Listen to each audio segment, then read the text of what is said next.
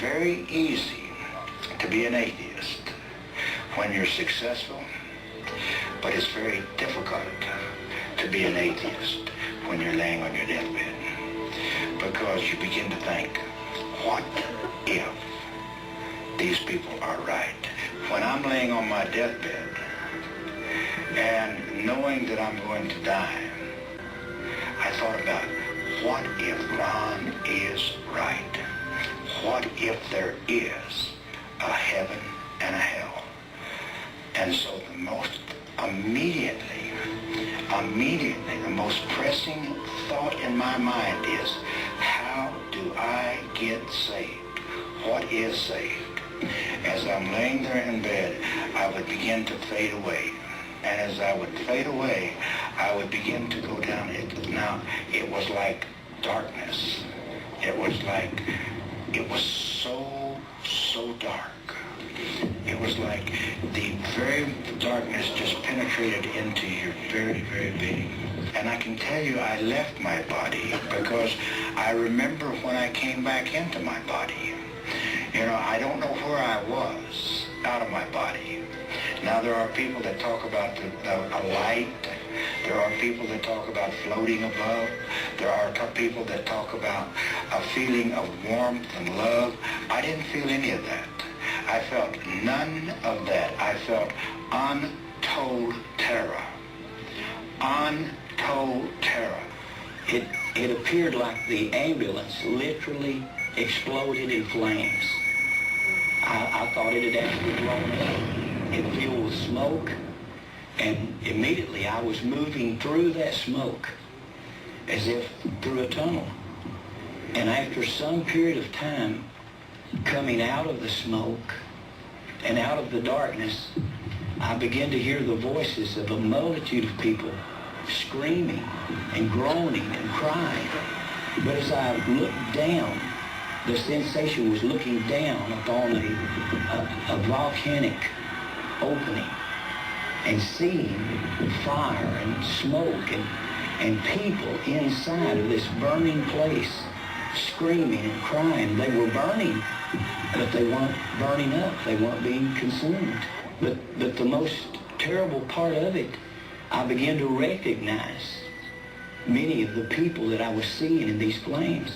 As if a close-up lens on a camera was bringing their faces close to me, I could see their features and see the agony and the pain and the frustration. And a number of them began to call my name and said, Ronnie, don't come to this place.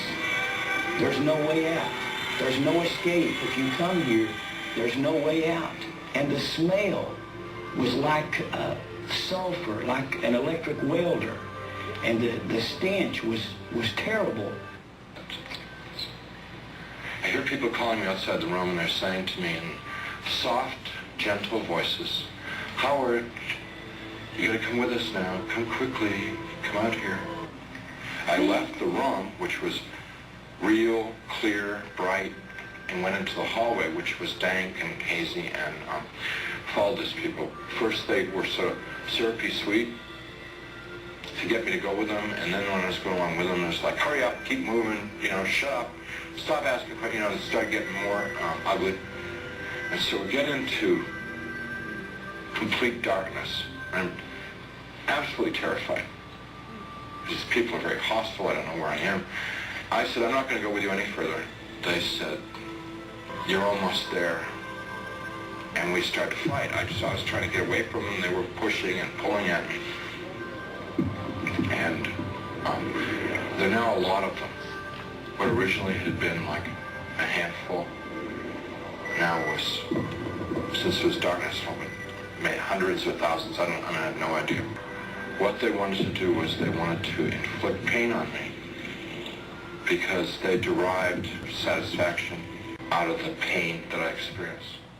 The story of Kenneth Hagin's near-death experience is spectacular. My toes seemed to go numb.